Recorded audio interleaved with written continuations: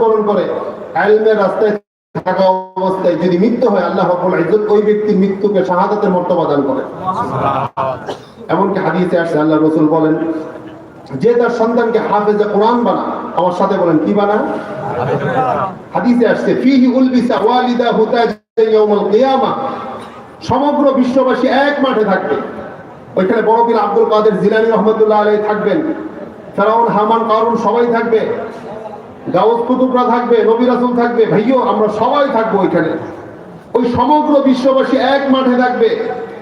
এমন সময় আল্লাহ রাব্বুল ইজ্জত যে তার সন্তানকে হাফেজে কোরআন বানাবে, ওই হাফেজে কোরআনের বাবা এবং মায়ের মাথায় নূরের মুকুট পরিধান করা হবে। সুবহানাল্লাহ।